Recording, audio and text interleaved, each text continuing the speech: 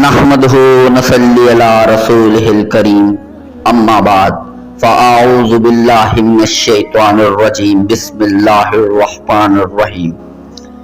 نہر Islamic T V کے معزز ناظرین، السلام علیکم ورحمۃ اللہ وبرکاتہ۔ جب حضرت آدم علیہ السلام بحث سے زمین پر تشریف لائے تو بارگاہ الہی میں عرض کیا کہ خدایا، میں یہاں نہ تو ملائکہ کی تسبیح و تکبیر سن سکتا ہوں اور نہ کوئی عبادت گاہ دیکھتا ہوں، جیسا کہ آسمان میں بیت المعمور دیکھتا تھا جس کے ارد گرد ملائکہ طواف کرتے تھے۔ جواب الہی آیا کہ جاؤ، جہاں ہم نشان بتائیں وہاں کعبہ بنا کر اس کے ارد گرد طواف بھی کر لو اور اس کی طرف نماز بھی ادا کرو۔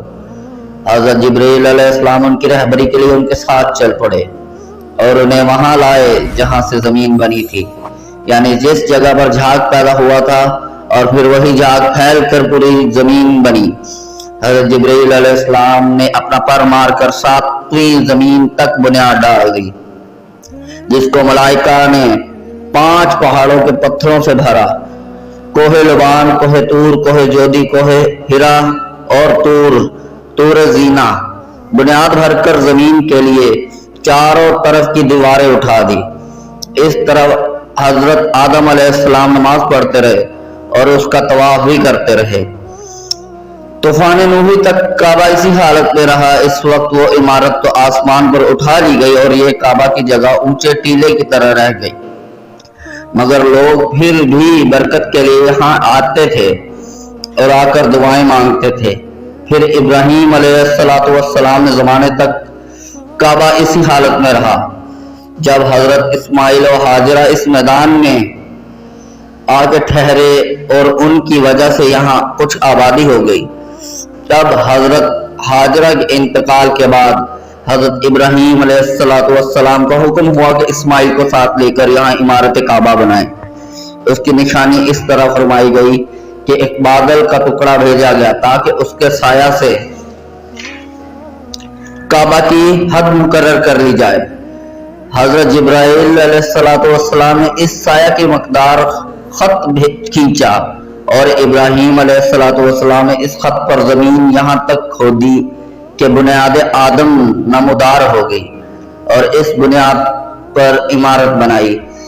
اس کی بلندی 9 ہاتھ اور رکن اسود سے رکن شامی تک کی دیواریں 33 ہاتھ اور رکن شامی سے رکن غربی تک کی دیواریں 22 ہاتھ اور رکن غربی سے رکن یمانی تک 31 ہاتھ، رکن یمانی سے پھر رکن اسود تک 20 ہاتھ۔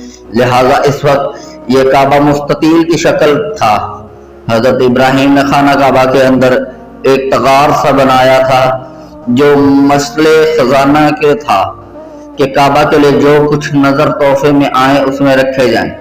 اس کے دروازے 2 تھے، ایک داخل ہونے کا، دوسرا نکلنے کا، اور کعبہ بنانے والے خلیل تھے اور ان کو غار اور پتھر اٹھا کر دینے والے اسماعیل علیہ السلام، اور اس عمارت میں 3 پہاڑوں کے پتھر لگائے گئے۔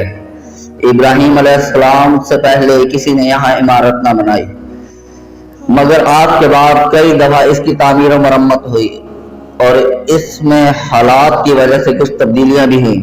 مثلا اس کی اونچائی دگنی کر دی گئی، دروازہ 2 کی بجائے 1 اور اس کا رقبہ بھی کم کر دیا گیا، لیکن بعد میں پھر اسے پرانے رقبہ میں ہی تعمیر کیا گیا۔